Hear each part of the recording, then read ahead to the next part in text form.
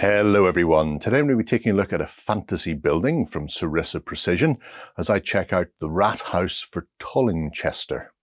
Okay, the Tollingchester Ratt House or Bank comes with a building and then an additional heavily fortified entrance, I suppose you would call it. If I crack it open,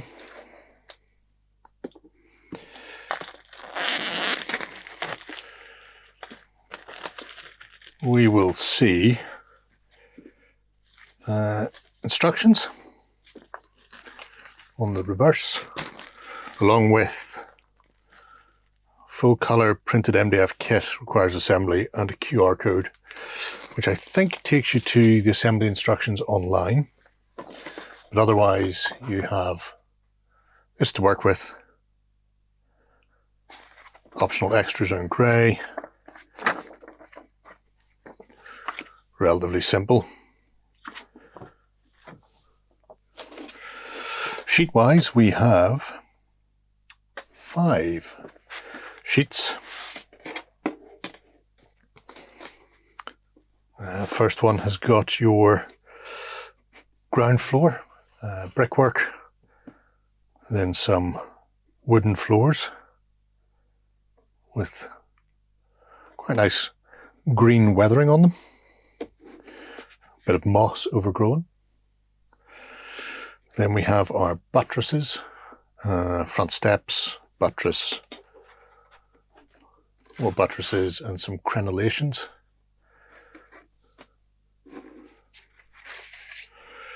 We have the optional front of the bank.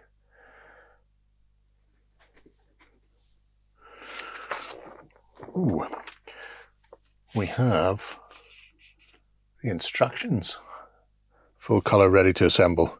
So the instructions for this and the buttresses come sandwiched in between your boards, which means the remaining boards should be for your building structure. So we have roof, and then we have the 4 walls. Looks like it's going to be relatively quick to put together. So let's do that, and then we can take a look at it in more detail. Okay, I have got the Ratt House built, and we'll start with the Ratt House. So build was very simple. It really was just a case of building the bottom layer with the stonework first, which has these reinforcements as well, in case you plan on putting anything inside it.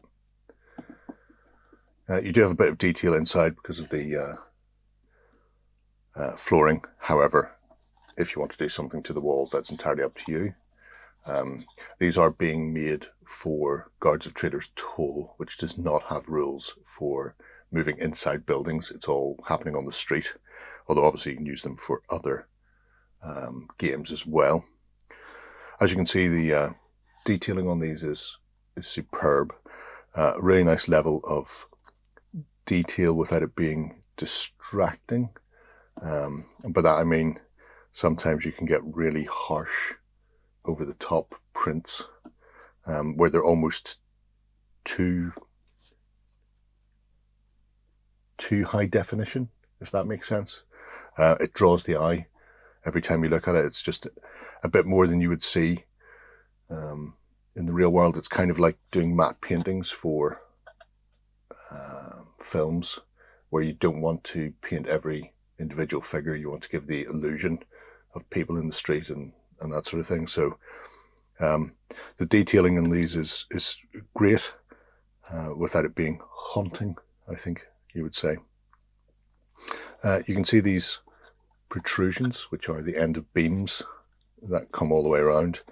There's a very good reason for those. These buildings are designed as modular to a certain extent. So when you come to build them, there are options that you can either move around or attach. If we look at the roof here, the chimney is an example of something that you can move around.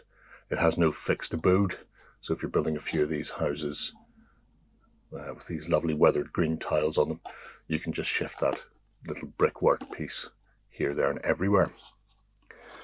But speaking of brickwork pieces, if I bring in our stonework, so that was the Ratt House.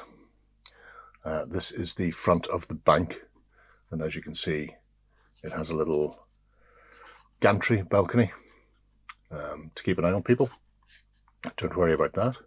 You can see here you have a set of peg holes that will align with these pegs on the front of the building. So if I just pop that like that, you get a very secure fit, so it's not going to move around in game. But now we have this extension to the front, and there's also a little set of steps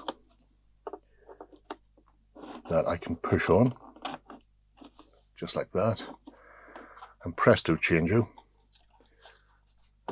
our town hall has become a bank with these big fortified doors and the steps going up to it. Now, obviously you can put it onto any of these sides you want, but covering up the main door would make sense. You may want to cover up something else. So if you put it at the opposite side from the main door, you've got an escape place out the back. The other thing that you get in the kit are a set of 4 little buttresses. 1, 2, 3, and 4. And again, these have the same brick detailing that your bank does, and also that it has attached to it at the start. So you can just take these and slide them up against any of your walls. So it gives the footprint a bit more of a robust feel to it. So yes, the fact that you can then slide this piece off when you're done, and then also put the buttressing into a box, and even the steps can be stored separately, means that you can have a very dynamic, diverse table that you can build up over time. But then storage, you're not having to worry about odd shapes.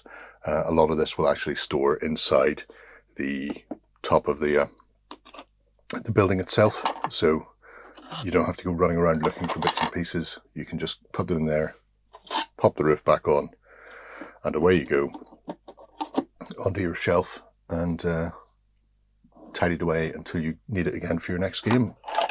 So spectacular building there from Sarissa, and I'm really excited to build up some of the other pieces for Tollingchester shortly. All right, there you go. The new CYMK printing by Sarissa has come off absolutely superbly for the Ratt House / bank, depending on how you want to assemble it, or because it has that modularity, it can be both, depending on the day of the week. Really nice set of print work on it to just help you get the stuff onto the table in double quick time. And obviously these have been made in conjunction with Great for Now Games as the official line for the Guards of Traitors toll. So it gives you a real idea of the sort of medieval aesthetic that they're going for in that world as well. But a great looking building. Let me know what you think below, folks, and if you plan on picking these up or getting involved in Traitors toll as well. Until next time, bye-bye. Go ahead and check out our other content on screen now. And while you're at it, why not hit subscribe and remember to ding our dong. Go on, you know you want to click it. Go on.